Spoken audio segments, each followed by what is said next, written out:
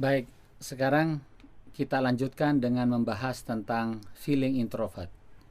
Mesin kecerdasannya feeling dengan drive introvert yang membawa dari dalam keluar.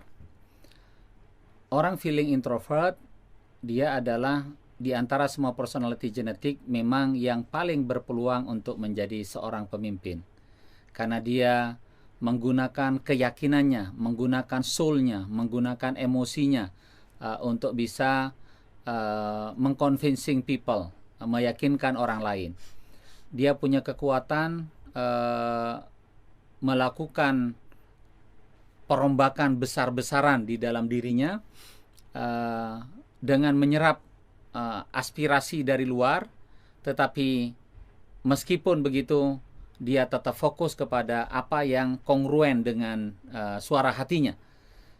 Dia memilih sesuatu yang cocok, yang kompatibel, yang tidak bertentangan dengan jati dirinya. Cara kerja otaknya orang feeling introvert memang dia adalah mampu mempromosikan, mampu mengangkat nilai-nilai yang terdengar oleh suara hatinya.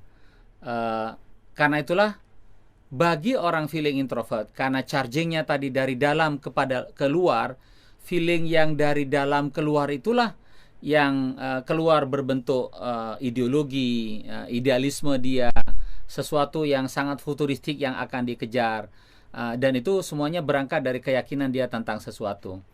Sehingga keyakinan yang diolah dari bahasa emosi, bahasa jiwa inilah yang kerap kali bisa dalam perdebatan itu mengalahkan pandangan-pandangan yang hanya semata-mata berhenti pada tahap logika.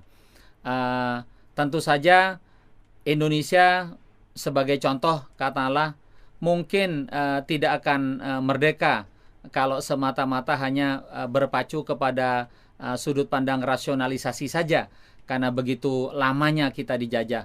Tetapi karena ada orang feeling introvert yang meyakinkan bahwa kita memang layak merdeka, sudah tidak tahu bagaimana lagi logikanya, yang penting kemerdekaan itu sudah merupakan idealismenya, mimpinya, maka itulah yang menciptakan momentum kemerdekaan itu sendiri. Nah, jadi disinilah orang feeling memulai ketika dia berbicara tentang jiwa, tentang keyakinan, tentang emosi, tentang perasaan, tentang aspirasi, tentang arus bawah.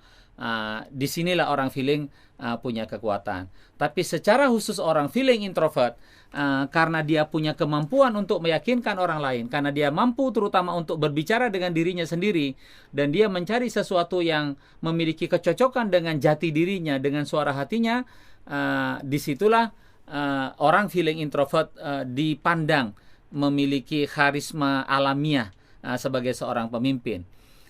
Kalau orang thinking adalah managerialship, orang feeling itu adalah leadership. Leadership yang paling kuat itu adalah dimiliki oleh orang feeling introvert. Jadi orang feeling introvert mampu mengconvincing orang justru berangkat dari sesuatu yang diyakininya, dari hati nuraninya dari dalam. Nah, sementara kalau berbicaranya adalah keyakinan yang datang dari dalam, yang sumbernya dari dalam, itu dia memiliki rentang pengaruh yang justru lebih kuat dibandingkan dengan semata-mata logika. Dan ini juga yang menjadi alasan mengapa orang thinking yang bisa mengalahkan orang intuiting. Dalam konteks ini orang thinking bisa dikalahkan orang feeling. Di mana logikanya? Logikanya karena keyakinan itu memiliki daya pengaruh yang lebih kuat daripada rasionalisasi. Kehangatan yang diberikan oleh orang feeling itu bisa lebih kuat dari dinginnya orang thinking. Suara aspirasi yang melibatkan banyak orang itu adalah pertanda menjadi kekuatan yang lebih besar dari otoritasnya orang thinking. Nah, inilah yang disebut dengan kemampuan leadership pada orang feeling menjadi sebuah bakat alami. Terutama adalah pada orang feeling introvert yang kerap melakukan otokritik pada dirinya, mencari kebenaran di dalam suara hatinya, mencari yang kongruen dengan nilai-nilai yang dibangun di dalam dirinya. Otaknya pun bekerja hanya bila mana dia mendengar nilai-nilai yang sesuai dengan suara hatinya. Nah, kekuatan nurani, keyakinan, jiwa yang dimiliki oleh orang feeling ini yang mampu menaklukkan dunia, menaklukkan sekitarnya, menjadi seorang pemimpin yang baik. Tapi dalam urusan percintaan, secara gampangnya feeling introvert ini lebih mirip seperti cintanya seorang perempuan. Jadi kalau dia cinta kepada seseorang, maka cintanya itu merasuk di dalam kalbunya, yang kalau tidak terpenuhi itu bisa membuat dia gila. Kalau dia senang dengan seseorang, cinta pada seseorang, barangkali sudah sempat mereka saling bersambut gayung, sempat menjadi seorang kekasih, tapi karena faktor tertentu orang tuanya memisahkan mereka. Maka kalau dia adalah feeling introvert, dia akan tulis di truknya dia, "Kutunggu jandamu." Karena dia nggak mau berpaling ke orang lain. Begitu dia udah cinta, cintanya mendalam pada orang itu. Ya, seperti cintanya seorang perempuan.